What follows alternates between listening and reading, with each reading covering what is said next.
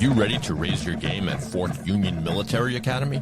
Sometimes described as the West Point of high schools, Fort Union is a leading college preparatory Christian boarding school for young men grounded in the structure of discipline of the traditional military academy model, and scholarships are available. Fort Union Military Academy's athletic program has produced hundreds of college and professional athletes, including 6 Olympians, 2 Heisman Trophy winners, and more than 120 NFL players. Fort Union Military Academy is a private school and is independent of any direct military affiliation or obligation. Schedule a tour and get started on your journey today by visiting fortunion.com. Fort Union Military Academy.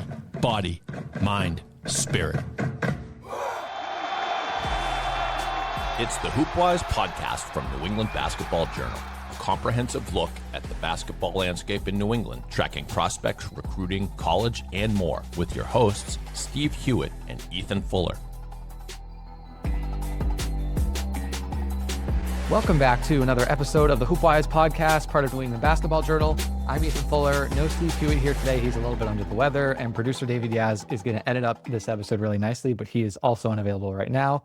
Fortunately, I have a guest I've been wanting to get on this show for a little while. If you're in the NEPSAC space, you know who Noble's coach and athletic director Alex Gallagher is, and he joins us today. Alex, how are you doing? How's your winter been? It's been great, Ethan. Thank you very much for having us and for having me. And I'll say right off the bat, I know I've said this to you face to face, but super grateful for what New England Basketball Journal is doing for boys and girls basketball throughout New England, what they've done for NEPSAC, and I have a lot of respect for the work you and your team do. So thanks for everything you do to promote a lot of great kids and a lot of hardworking kids. Of course. I really appreciate that. It's been a super fun second year for us. I was just at the Nickerson Showcase, obviously, which you all host. And then again, for people who don't know the full resume for you, I know you don't really like to brag about it. I will do it on your behalf. But came to Nobles in 2000. You're a Nobles grad, 1990. Came to Nobles in 2000 after you coached on the Weston boys basketball team for a while. Since then, you've been the girls basketball coach at Nobles. You're also the athletic director now. Your Nobles record is 522 and 112, which as a rate, that is an 82.3 win percentage, which is ridiculous. 10 NEPSAC titles. Again, like you just wrapped up, I think an 88-6 3-year stretch with the core from the last season. And even amid like a transition year with a lot of new faces, not too much has changed. You're off to a 6-2 start this year. Yeah, just kind of straight up surface level, like how does it feel to coach this year's team after all of the success that you've had with some of the stars from previous years? Yeah, I've really enjoyed the challenge so far.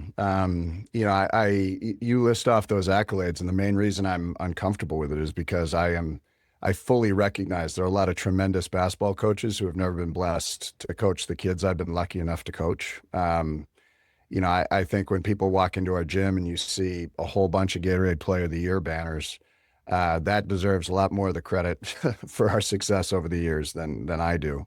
And I think even this stretch, you're talking about from the last 3 years, I mean, I'm loving watching, last year's seniors, Jasmine Cooper, Ashley Dingus, Christina Pham play at the next level, loving watching Grace Oliver and Nazi Simmons and Tahira Muhammad and Tori Balzer, who's doing great things at Harvard in the lacrosse program. I mean, we were so lucky to have, I think we had a team with 6,000 point scorers on it, which I'm not sure how many teams have had that opportunity. So I've been really lucky, so grateful that those kids chose Nobles. They had tremendous choices in front of them and chose to be with us, which I really appreciated. This year's team is, for a guy who's been doing it for a long time, if you want something that really fires you up, put together an ensemble cast that's really young, really good and really talented, but really young and really inexperienced, many of them. Lean on some kids who have been waiting for their opportunities to lead our program. And who are stepping into those leadership roles, and also look at, we're 8 games into the schedule, but it means we've got 22 games left and a lot of growing to do. And I think the beauty of AAA, in my opinion, is that knowing that there are 8 teams in it and that all 8 teams are going to make the tournament. I love, from a culture point of view in your program, being able to say this is a season-long climb to see who's the best in the first week of March. And that means that, we've had a couple of tough losses this year against great teams in Tilton and HoopSac. We've had a couple of games where we were fortunate to end up on top, just like the Dexter game we won the other day at the buzzer against a great Dexter team. But the truth is, any of the 8 teams could win the New England Championship, and it's really great. And then on top of it, to have the dual path where you're trying to win an ISL championship, which we care a lot about here. Our program really prides itself on, I think we've got over 30 plus ISL titles in the history of the program. And it's something we really pride ourselves on, and we'll be in a great battle with Tabor and Rivers and St. George's and other teams in our league trying to win that title as well. So it's exciting. It's rejuvenating. We've got a tremendous staff that I get to work with every day, and kids who are bought in, and young kids who are really looking for opportunities to grow. And already we're seeing a lot of growth in the way that they're approaching the game and playing the game. So I'm blessed beyond words. It's such a privilege to coach against the coaches we get to coach against in NEPSAC, in AAA, and in other levels. So it's been a lot of fun. It's a lot of hard work, and the older you get, the more tiring it is. But boy, it's still really, really fulfilling when things go the way you're hoping they go. Yeah, I imagine. And you hit on quite a few of the things that I wanted to ask about. I guess first, like, you gave kind of the brief rundown of kind of the state of the team going into the season. With, you mentioned like players who have kind of waited their turn for big roles, like Bryn Bryant and Vanessa Ellis, both seniors. You've mentioned some of the younger players like Aaliyah Austin Pujols, who had the buzzer beater against Dexter Southfield, so this time's up pretty well. The obviously 2 big transfers with Alana Morantis and Izzy Kittredge. That also comes with, and something that we talked about before the season is like kind of a longer journey of building chemistry and building culture. And I know that's something that is very important to you. So just kind of generally, how has that gone with this group so far? Yeah, it's gone well, but it definitely requires patience, both on the side of the student athlete and the side of the coaching staff. I mean, Izzy Kittredge was part of a phenomenal Medfield program. I have so much respect for Mark Nickerson and the work that he does in Medfield. But the grind of this season is different. It's a longer season. It's a lot more games. The competition level, I mean, we haven't had an easy day yet. And I think, so the transition for a kid like Izzy, who's super accomplished, for a kid like Alana Morantis, who, did really good things at Cushing, and has been a great member of Coach U's program with the Rivals, and was with Shooting Touch before that, and some other programs. But the day in, day out, 6-day-a-week real grind of AAA basketball is a change for kids who are new to it. And so even our most talented kids figuring out how to break through that grind and embrace it and really love the opportunity to grow every day. You just have to be patient while kids understand how different it is, because you can't really grasp it until you're a part of it. And so all of them have been great. All of those kids you've talked about. And, our senior class, Bryn Bryant, we're so blessed to have one of the best defensive players in New England sort of lead the way for us. And I do think right now we pride ourselves on defense being our identity. And I think when we're really clicking and connected, we're a hard team to score against, and Bryn's at the front of that. I think Ava Newman, who's a lacrosse kid who's going to Notre Dame after this year, is like the quintessential Noble basketball kid. She just loves it. She has every reason in the world in this day and age of specialization to walk away from it, and would never even think to do that. And she's been a selfless, hard-working effort kid for us for 4 years now, and she's leading the way in that. Gabby Thompson, who's been a support player on the team and is getting solid minutes right now and really growing into a senior leadership position and captain position. And then Vanessa Ellis has really erupted in the last couple of weeks. I think in the Nickerson tournament and then in the Shooting Touch event, she has taken her game to a different level. I've long believed that C. White got a steal at Bentley. I think that Vanessa is going to be a tremendous player at Bentley. And I think what we've started to see from her engine, from her effort, from her confidence in the last few weeks, she's just been a stud. So all of those kids, when you play with those names that I named at the outset of this, who are all off playing, Division I college sports or college basketball right now, figuring out and carving out your leadership role can be challenging. So all of a sudden, with all of those kids having graduated, those 4 seniors have really had to step up, and they've done a great job. And it's been a battle. I mean, I'll say, Ethan, to you, I hope kids like playing at Nobles. I would not say that I'm an easy guy to play for. Our expectations are high and our standards are high. And when we're not reaching those standards, I think we make that pretty clear. but I really believe in the kids that we coach. And I think it's my responsibility to get the very best out of them, both in terms of effort, execution, and character. And so I think for all of us, we've got a lot of ninth graders, we've got an eighth grader, we've got a lot of young kids who are being asked to lead. And we're definitely looking at the long game, and being as patient as we can, but there are no days off in NEPSAC. And so you've got to find a way to bring it every day, both practice and game day. And I think, the standard that you set is something that I've seen. There's a great Gino clip, I think in his master class to Coach Oriema, where he says, if you think you're somebody who can practice here and play games here, it just doesn't work that way. And it really doesn't work that way in high level basketball. And so, what we're keep pushing on the grind is that practice standard has to raise and raise and raise. And we've had, some moments of practice where we've looked like we've bought into that standard, and others where we're continuing to work towards being consistent with it. But if we can get to that level of consistency, I think we've got a team that can compete for the championship with anybody.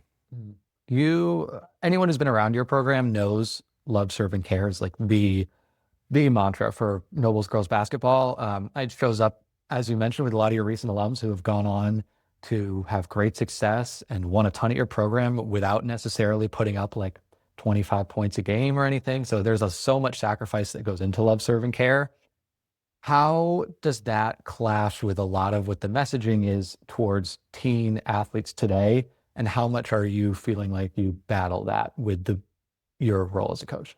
Yeah, a lot. I mean, I would guess, Ethan, that there are going to be moments in this podcast where I'm not going to be soapboxy, because I don't claim moral authority on specialization and whether or not it's good or bad. It is what it is. I think that, what's going on at the college level has a huge trickle effect to what's going on at the high school level. And that's just the reality. And so it'd be one thing to wax poetic against it, but it is what it is. But I will be honest with you, which probably sounds like an old timer coach saying this, but I'll be honest, which is that I think this was the start of my 30th season as a varsity head coach. And I'm asked often, like, what has changed the most?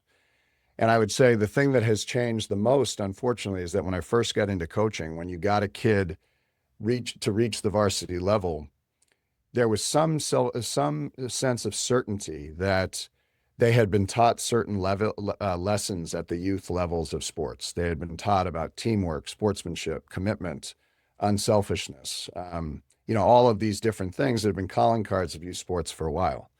Now, and I say this across 28 sports at Nobles, I actually think our coaches have to assume the opposite. I think that there's a real individualism trap going on in youth sports and in for-profit sports throughout the country. And therefore, I think that a lot of kids are getting to us having only focused singularly on their own path. And the reason that I believe more than ever in the power of high school sports is because it is, in my mind, and I'm not saying there are some AAU programs in the world of basketball that I think you really do play for the brand and not just yourself. Some coaches do it really well. But I think the power of high school sports is getting kids to play for the name on the front of the jersey. And I think that has been the biggest shift. And so when we talk to our 100+ coaches at Nobles, we tend to say that we think a coach's job now is maybe 90% culture building and 10% the X's and O's of the sports. And that's because I think we do have to teach those lessons about commitment, unselfishness, teamwork, things like that. So, in our program, and I don't mean to sound robotic, it's just I've been doing this long enough. These things really are true for us, which is that at the outset of every season, the goal for a Nobles basketball team is not about championships or hanging banners. It's about, we want a locker room full of crying kids after the last game, not because we won or lost, but because we don't get to go to practice together the next day. And I can tell you, we've been really blessed to win a lot of those New England championships on the last day. And there's a lot of enthusiasm and energy in the locker room immediately afterwards. And very quickly it turns to tears. And I think one of the reasons that we tend to play well on Final Four weekend is because on Friday night at our last practice, when we come together in the circle and there's this realization that it's over, and that this is it. When the emotion flows, the goal's been achieved. And so going into Saturday and Sunday, that's sort of icing on the cake for us, and I think it tends to bring out our best. And last year, Tilton played an unbelievable basketball game against us, and We were devastated to lose, as anybody would have been, in the way that we lost that game, but it was much more about the fact that it was over and much less about the fact that we had lost. Um, and I think when you lay out that goal of what we hope for after the final game in the locker room, that's where love, serve, and care comes in. Those are the principles that we use to build. And we say to our kids, if you commit to loving yourself and loving your teammates, serving yourself and serving your teammates, caring for yourself and caring for your teammates every day over the course of a long journey, not just the 4 months of the season, but year round on that calendar, and having each other's back and being great friends and being part of a sisterhood that you're not always going to like each other, but you're always going to love each other and you're always going to have each other's back. That's what we strive for. We don't reach it every day. We don't succeed at those principles every day. But when we screw up, we got to own it, take accountability, and do the best we can the next day. That does not mean that we don't have super high expectations on the basketball court, because we do. But we think that if all of those other pieces are in place, really focused on the relationships and being transformational figures in each other's lives and not just transactional figures in each other's lives, that's what leads to a really strong culture. And I think what you see in AAA basketball right now, there are a lot of coaches who are building cultures that I just have tremendous respect for, they care much more about the relationships than they do about the product on the floor. And I think this is a day and age where that's what young athletes need to experience. That if you go to a place where it's all about the basketball, you're missing out an opportunity with young people that can really be transformative for them. And so that's, when it comes to our program, I say this all the time, Ethan, and this is really easy for me to say because I have been so blessed to win a lot with a lot of great teams, which is that I will lead a very happy life from here on out if I never win another New England championship or an ISL championship. I would like to, and it motivates me in that I would like to see the kids have that success. But I am at a point in my career and my life where I care much more about how it feels than I do about how it looks out on the floor. And there have been a lot of moments, even in recent years, successful years that you talked about, where I think to everybody on the outside, it looked great. And on the inside, it didn't feel great.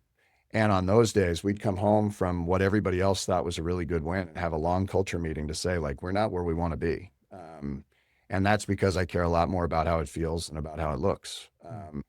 And I think we try and hold kids to a really high standard in that area where the commitment to how it feels really matters. And so that, I think, is at the core of what we are and who we are. And that attracts a certain kind of kid to our program in the admissions process. And I think about the year that Grace Oliver and Ashley Dingus and Jasmine Cooper all in one season decided to leave really great high school programs to come to Nobles together. They all understood they were making sacrifices to come and be a part of something special, but they were willing to make that sacrifice because they wanted to be a part of something special. Not everybody's interested in doing that, but some really great kids over the years have been interested in doing it, and we're really grateful for that. Yeah. You mentioned this briefly, the culture sessions, which I know are kind of a very important way that you implement a lot of this. When we've talked in the past, I think the why box is something very cool where you have players write down their whys and like what motivates them to just play basketball, and then you share them. And I know those are very powerful. My question to you is, especially when you've been at one place for so long, where do these ideas come from? And like, how do you draw inspiration for like adding a new part of the culture? Yeah. I mean, here's what I would say, Ethan. I remember working at a camp when I was 21 years old and a young coach. And there was a guy whose name I'm forgetting right now, who had been a longtime coach with Real Madrid. And I asked him for his advice as a young coach getting into the business. And he said, the number one thing I'll tell you is don't invent anything. All the things that currently exist work. And all you've got to do is take those things and make them authentic to your own leadership style and your own approach. I don't think, I'm being really humble when I say this, I don't think I've come up with anything that is original or unique to Nobles basketball. I am an avid reader, an avid video watcher, an avid podcast listener who I take things all the time. I mean, I'll never forget seeing the Minnesota football coach talk about how he's turned family into an acronym that says, forget about me, I love you. Well, that fits perfectly in our program. And when I talk to our kids about it, I don't own it. I acknowledge that I've stolen it, that somebody introduced it to me and I thought it really fit with the things that we're trying to do. I mean, I'm a huge reader of Simon Sinek. He He's the one who wrote the book, Start With Why. I read his book. I realized that this could be something really powerful for the culture of our program. And so every one of our seasons starts with every kid doing a presentation of their why, and they have to write it down, or have to type it up and put it in a document, and it ends up going in this box that we bring with us every place we go, and sits on the bench with us during games, and is a reminder to us all the time in the moments that we might need some motivation or need a pick-me-up or need a reminder of what we care about. It's there with us all the time. But that's from reading Mr. Sinek's book and for really recognizing the power of kids, especially understanding that statement. So a lot of that stuff, a locker room full of crying kids is something that I heard Coach K say when I think I was 19 or 20 years old. And I said, my God, that is the type of relationships I want my players to have and that I'd like to have with my student athletes, it fits. What I think is hard, Ethan, for any young coach or any experienced coach is I've seen a lot of people take on things that they see other coaches do that actually don't authentically fit them. And I think they run into some credibility issues with there's no doubt that there have been times I've cherry picked something and thought it could be good, but it really didn't fit who I was or what I believed in. And it fell flat with our team. And so there are hits and misses with it, without a doubt. But I would say, for me, there's such unbelievable access right now to great coaches through YouTube, through podcasts, through books. I mean, I can tell you I've become obsessed in the last couple of weeks listening to Curt Cignetti talk about Indiana football and talk about what the culture of his program is all about and what success looks like and what his expectations are on a daily basis. Alan Stein talking about his book, Next Play, and everything that comes out of that book. That was Nazi Simmons writing to me from Columbia when I found out that Alan Stein had talked there and said, what was it like? And she was like, here are my notes. It was incredible. And it's like, wow, there's some stuff that really fits the things that we're doing. And so, I don't think I've done anything that is super creative or, like I said, unique. But what I've tried to do is know myself well enough, know my upbringing well enough to have the right stories about my life that then connect as a character person, as a character leading the program, to the way that we lead the program. And, I'll give you an example. I'm the oldest of 6 kids. My brothers and sisters are a massive part of my life. My late mother and my living father were formative members of my life in a way that I can never express the gratitude for. And we fought like cats and dogs. It was 6 kids in 9 years, but every day that we left the house, the message was the same. Nobody messes with a Gallagher. And it was true that you mess with any one of us, you mess with all 6 of us, and that was the way that we were raised. And so every team that we coach at Nobles will be a defensive-minded team that hopefully can score the basketball, because I think on defense is where you show that you got each other's back, and that's authentic to how I was raised and what I believe in, and that fits my personality and my mindset. And I think the great coaches out there, I mean, I have such respect for my good friend Tara Brisson, who I know you've had on this podcast before, and she's fiercely competitive, fiercely loyal, incredibly high standards, works her kids incredibly hard, but nobody could outwork her. And they love and respect her in a way that I just think is amazing. And she's intense, and people will see her coaching her kids and they'll be like, my God, that woman is right on that line of almost really losing it. And I'm like, yeah, but the thing you got to understand is those kids would jump in front of a train for Coach Brisson. And I have enormous respect for that, and that's the same with so many of the other coaches that I've coached against over the course of my 25-year career. The people who do it right are authentic to themselves and who they are. They're self-aware. They understand what it is they care about and how they want to communicate those lessons to young people.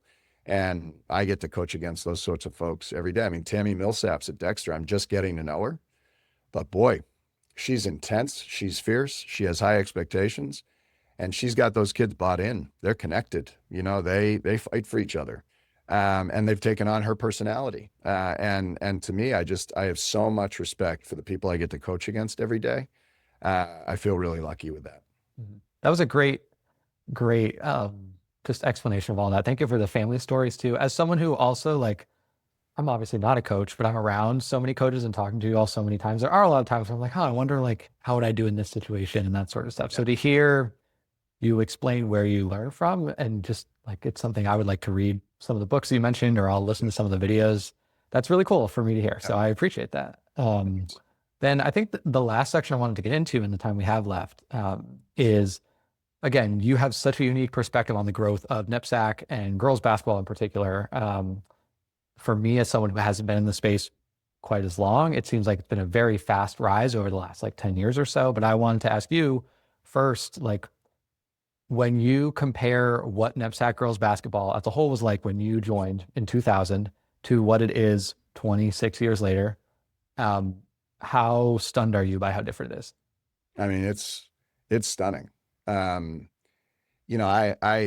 was thinking the other day, and I'm somewhat making up this number, but I don't really think I am. It's like we're playing Tilton in the second game of the season this year. And if you had told me 25 years ago that I'd be coaching in a game where between the two rosters, you were talking maybe 24 kids who are going to play college basketball, I'd be like, there's absolutely no way, but it's true. And I think it has a lot to do with how excellent our academic institutions are in NEPSAC. I think it has a lot to do with the great coaching that exists within NEPSAC and the great opportunities that exist out there.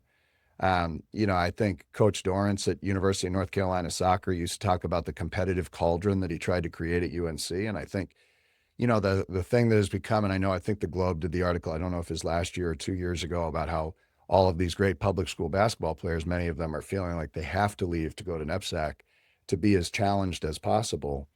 And, the thing that I feel for public school coaches, having started there on the boys' side, over close to 30 years ago, is that there's a competitive nature to what's going on in NEPSAC that can't really be matched by most high school programs, which is that a lot of public high school programs, they might have one or two really high-level college players on the whole roster.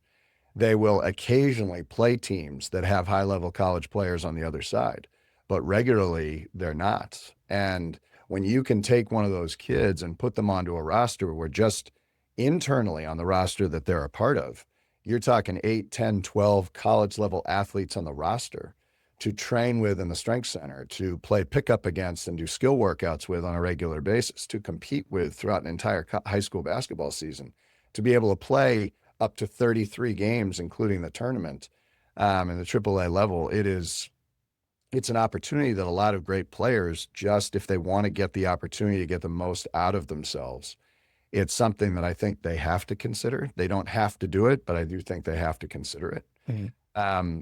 And so that's the reality. And in terms of the growth, I mean, I think a huge shift was we got to a point where Class A basketball was getting stronger and stronger, but it was really dominated by 3 or 4 teams. And so a lot of teams didn't feel like they had the opportunity to compete at the highest level. When we went for the first time to a AA model, and the AA and now AAA model has seemed to shift almost every other year in many ways. Mm-hmm. What it did was it just continued to up the ante on trying to play at higher and higher levels. And so what it's done is it's just attracted more and more great players because of the depth of talent. I've been so lucky to coach 1,700-point Jenna Gomez, who was one of the first stars that I coached, who ended up having a great career at Tufts. I got to coach 2,000-plus point scorer Ayla Brown, who at the time was sort of the standard setter for NEPSAC basketball. But Ayla was playing on a team with almost no other college basketball players. She was the only one, and we weren't playing against a lot of other great Division I high school basketball players or kids who would go on to play college basketball. So the depth of talent on the backs of those sorts of players, both at Nobles and throughout NEPSAC, has risen and risen and risen. And, people ask me all the time, who are the best players you've seen in NEPSAC? To me, Aaliyah Boston will always be the best player I was blessed to coach against. She was unbelievable. I felt a lot better about how unstoppable she was in high school when she became unstoppable in college and then unstoppable in the pros. It's makes you feel a little bit better about the fact you could never come up with a solution.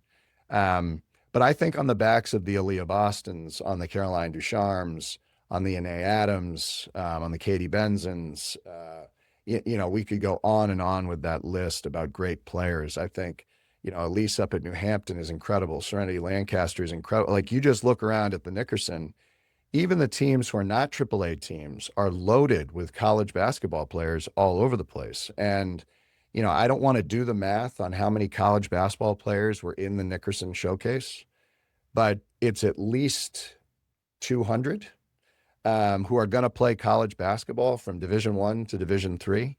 That's incredible. And show me a conference in America that has that depth of talent across all classes. I would, and my friend Vinny Bowie, who I know is, my good friend and brother and member of our staff here, who we're so blessed to have. I know he has said this. I don't know of a better conference in America than NEPSAC. I don't know. I'm not saying that the top teams in other conferences wouldn't be top teams in NEPSAC. I'm not saying that, but the depth of talent that is assembled here and the strength of our scholar athletes is pretty through the roof. And I think is represented by, the close to 100 coaches who showed up to see the Nickerson Showcase a couple of weeks ago. So I never would have, Ethan, 25 or 26 years ago, predicted this would be where we are. My first championship team at Nobles, ISL championship team, was a team that had about 2 good basketball players and 8 athletes from other sports who bought in and worked their butts off, So that it is so different now as a result of specialization. It's so different now as a result of great coaching. It is so different now with the AAU programs and the acceleration of that world and great skill coaches who are on the outside that a lot of kids are working with. It's incredible. And I think as an old guy now in the business, every day I just feel so privileged to be a part of it and to be like a minuscule part of the history of it. It is, something I feel so honored and privileged to be a part of. And as long as I keep doing it, I'll do everything I can to sort of be a model for other coaches and other leaders in the face of it. And I have a lot of bad moments just like everybody else does, but I care a lot about representing NEPSAC basketball well, representing our school well, and supporting other young coaches who are doing it. I will say, Ethan, just one last aside, another great growth in the game is, I put together the first Zoom meeting this year of the 8 AAA coaches. Mm-hmm. And when the Zoom opens up and all of a sudden you're face to face with the fact that I'm the only male coach at AAA and the rise of really great women coaches in NEPSAC, I think it's phenomenal. I think it is so good for the game and so good for the kids that they're coaching. I look at so many of the faces in that AAA Zoom, and I'd be so proud to have my own daughters play for them with so many of them. And I'm honored to be a part of it. I want to try and continue to be as effective with it as long as I can. But the truth is, even from our own tree here at Nobles, we've got great coaches with Lauren Dillon out at Princeton and Julia Ford out at Grand Canyon University, who's doing great things, and and others that, I've told them many times, when you're ready to come back, we're ready to have you, because we've got a lot of folks who are just doing awesome stuff. Sydney Jones at Stonehill College this year, Caroline Ducharme, when she's done, if she's not playing professionally, is going to be an unbelievable coach someplace, and I think there'll be many others. So, I'm proud of the coaches that we're producing. I'm proud of the coaches I get to coach against, and just unbelievably humbled by the growth in the programs that we face, and doing everything I can to keep up, because it's competitive in all good ways. Yeah.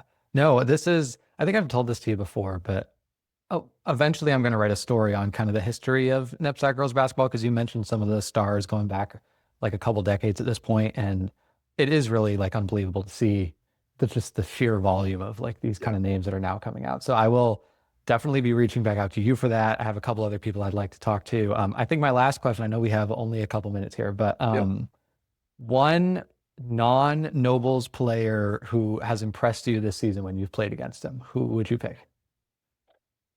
I'll say 2 things. So one, I'm going to talk about somebody from last year really quick. Mm-hmm. One of my favorite kids I've ever coached against is Grace O'Sullivan, mm-hmm. Played at Rivers, who went to Princeton, or is now at Princeton and doing great things for Coach Berube and Lauren Dillon, our Nobles grad down there. Grace's dad and Catherine O'Sullivan, who plays for us, her cousin, Catherine's uncle, But Grace's dad, after a really long battle, passed away just over a week ago. Grace was a vision of strength in the face of it. Her father was an incredibly strong and inspirational guy. And so you've asked me the question about this year. I'll give you that answer. Okay. But I'm going to shout out Grace because in this moment, her name should be out there. She's been an incredible role model for a bunch of folks. And I have a lot of respect for her. And she's very much, and she and her family are very much on my heart and mind over the course of the last week or so. I'll say that the kid I just love is I love Elise up at New Hampton. And I love Serenity at New Hampton. I love the other seniors who are on that team. I just think that Elise represents, if you're asking for a player not on our team, she represents so much of what we care about in NEPSAC. I love the fact that she's ending up at an academic institution like Stanford, and that a player of her level was down to Stanford and Harvard and Princeton and Northwestern and really elite academic institutions. Because my hope all the time is that kids are using their basketball ability to leverage the best academic outcome they can at the next level. And I love that that's where Elise's mindset was. I think she's as high a character kid as we face in the league, without a doubt, and throughout NEPSAC. I have tremendous respect for her. And I think the way she represents New Hampton is very similar to everything that I think about is fantastic about her head coach, Jamie Bavaro. I mean, they're the epitome of class and character. They carry themselves so well and so sportsmanlike, but they also compete. They fight. They get after it. They have each other's back. So I would say, those are a couple kids that jump to mind. I mean, I've known Ella Pieper since she was young. I have a feeling we will talk about Ella Peepers in the same way that we talk about Aaliyah Boston and Caroline Ducharme. I have the amount of respect I have for her work ethic, for how much she has grown. I mean, I remember us coaching against her when she was in 7th grade to where she is now. I mean, her growth physically and as a player and as a leader just blows me away. And I could go on and on. We compete against a lot of great kids who, man, if I could have had a Grace O'Sullivan in a Noble's uniform, or Elise or Serenity or an Ella Peepers or other people, it would have been such an honor and a privilege. But getting to coach against them while challenging is also a privilege. And, to be able to look at those kids in the line and really express my gratitude for how they carry themselves and how they compete and how they push us, that's real. That is not me. It's not inauthentic. I really feel that way. And when we're preparing for those kids in our scout meetings on a week-to-week basis, it means a lot. I'll say this: if you ask me the most improved kid in the league throughout in NEPSAC beyond our team, I mean, I think what Lomax is doing at Tabor is incredible. Oh yeah. I think they just continue to bring more and more notoriety and more eyes to our conference and to our league. And I'm so grateful for that. People have said, geez, this gets harder and harder to compete every year. And there's no doubt that is. I mean, I had moments during the Dexter game where I said to the two assistants who sit on both sides of me, I was like, I'm not sure I'm going to survive this season because the stress of almost every game we play is pretty intense. But what a privilege that is, and the coaches we're facing are great. The players we're facing are great.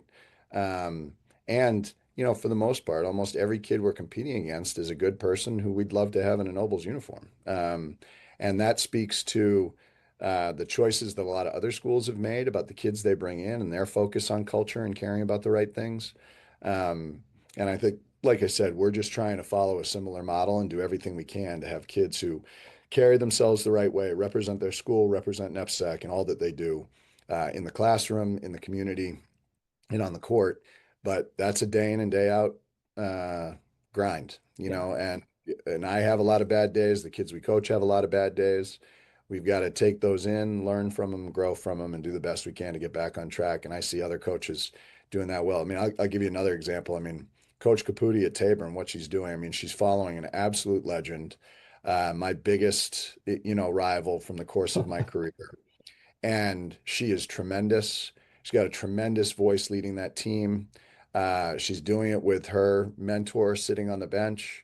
And he's doing it willingly and humbly. I think it's a really powerful example of the power of mentorship, the power that women can have leading these programs.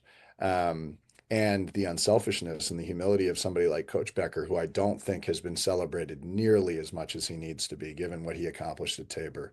Um, but for him to see that it was time to step aside and to give Coach Caputi the opportunity, it was the right time, it was the right moment, and she was the right person. And we get to play her for the first time a week from this Friday, and I can't wait. I have so much respect for her, had so much respect for her as a player, loved watching her career at Bowdoin, loved watching her coaching at Trinity and at Westminster, and her ending up at Tabor. I think it's great for the league, ISL and NEPSAC, that she's taken on the helm, and want to do everything I can to help her be successful in 28 of their 30 games a year, with the exception of the 2 against us.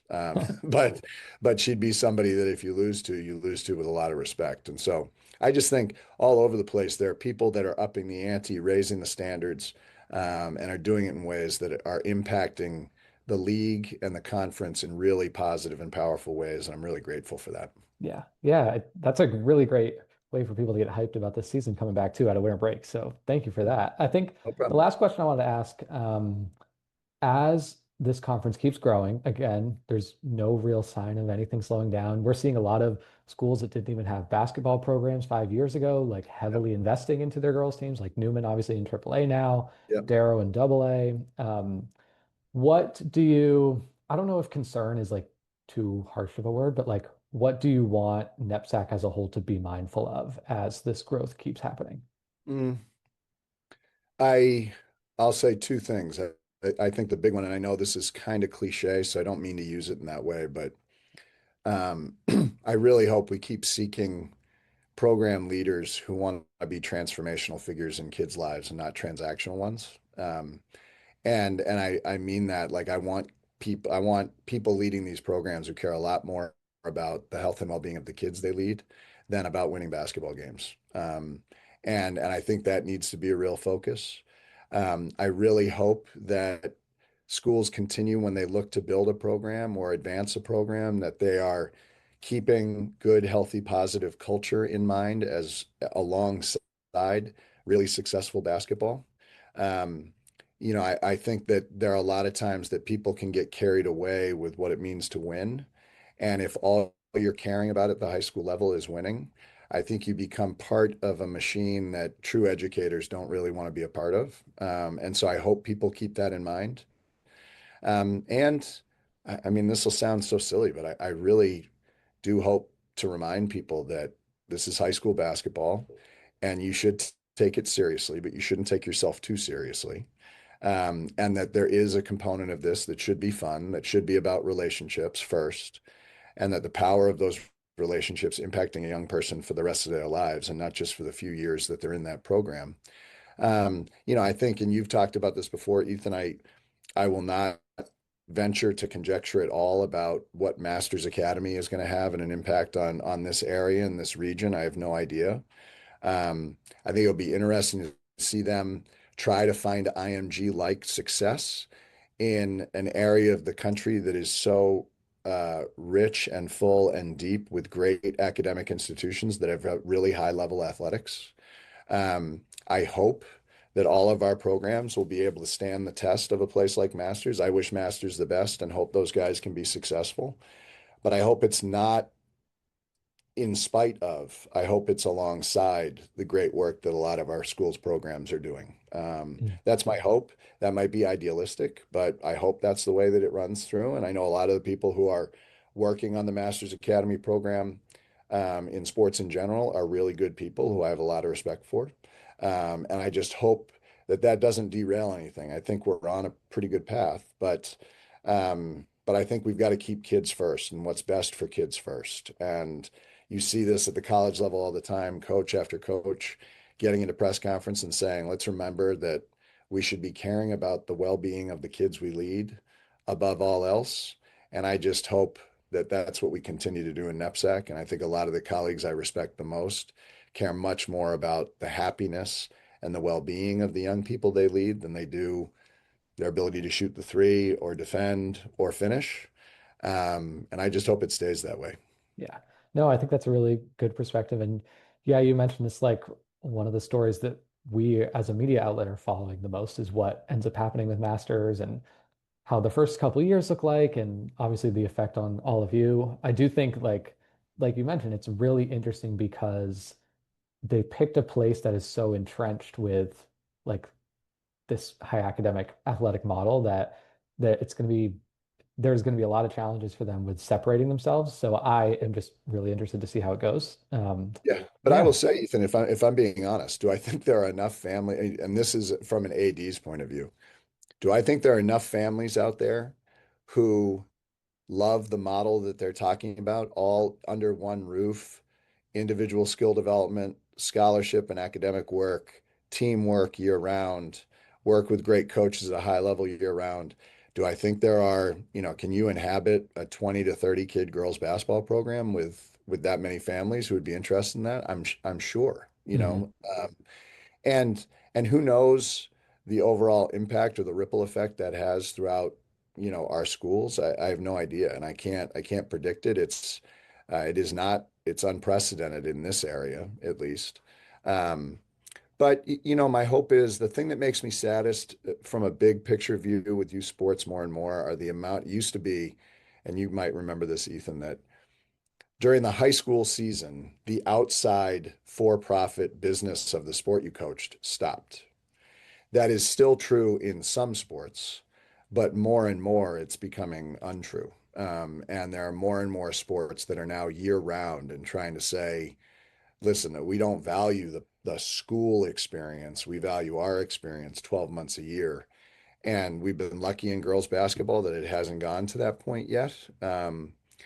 I hope it doesn't, to be honest, because as I said at the beginning, how much I believe in the power of wearing a high school uniform. But it's like I said, if you had told me 25 years ago, this is where we'd be today, I would have told you were crazy. And so, who knows? I do not have a crystal ball on where we're heading. Um, but I will say, despite the specialization piece, despite the fact that we've got a lot of girls basketball players who are playing fewer sports than they used to play, I am really proud of where girls basketball has gone in NEPSAC. I think it is taken very seriously by our schools. It's taken very seriously by the media. It has drawn the attention of coaches nationwide. And that has been to the benefit of a lot of the kids who choose to play NEPSAC basketball. And I'm proud of that. When I'm at the Nickerson tournament, I'm a humble host, but boy, to be a part of that and to see what it has become is something and I think a lot of other coaches should be and are really proud of. And like I said at the beginning, I would put NEPSAC up with any conference in the country in terms of the depth of talent that exists within our conference and the 150-ish schools that we have. I think there's a lot to be proud of. Yeah. No, I felt so bad because I thought I watched about as many games as I could that weekend. And I still missed I think I said this on a previous episode, but I missed like Govs had these two awesome games. Yeah, I didn't even get to yeah, see them play. totally. And there are more examples like that, but it was a loaded weekend. It's one of my Yeah, favorite weekends of the year. without a But all doubt. right, I think that about does it. You gave me the perspective that I was really excited for on this podcast, and I hope that's valuable for a lot of listeners. I'm sure it will be. I'm excited to talk again soon. But yeah, Yeah. thank you so much, Alex, for coming on. Well, Ethan, I really appreciate it. And like I said at the beginning, a lot of the growth that we've talked about, I mean, this goes back to uh, guys like Bash, guys like you, others who have really worked hard to utilize social media to put a bigger and bigger spotlight on girls basketball. Um, and I am so grateful for that. And I know I speak on behalf of a lot of coaches. I think what you guys are doing, what so many others in the Twin Visuals guys and Bash and others have done to really bring attention, to girls sports, especially girls basketball. I am so grateful for that because we can put a great product on the ground, but if nobody's there to report about it or talk about it or watch it, it only goes so far. And you guys have really put a megaphone on girls basketball in a way that has been powerful and great for the kids, great for our schools. And I'm grateful to all of you for the work and the effort you've put in to pull that off. Yeah, no, I'm so appreciative. And like, I, as much as I can say about how we've been doing so far as a platform, like, we're so successful in our first 2 years because people are interested. Like, it's not like I've never felt like I'm giving up anything or like going out on a limb by doing a lot of this stuff on the girls' side. Like it has been so immediately rewarded by seeing the amount of people who do care when you put a spotlight on it. So that's been really gratifying for me. That's great. So yeah, I think that about does it for this episode. That's great. All right, Ethan, thank you so much. I appreciate it. And I know we'll see you in the gym real soon. Okay. Yes. Thank you, Alex. Take care. All right. Thanks. I appreciate Have a great day. You too. All right. Bye-bye. So yeah, that'll about wrap it up for Alex Gallagher, for Steve Hewitt, and producer David Yaz. I'm Ethan Fuller. Thanks so much. We'll see you next time.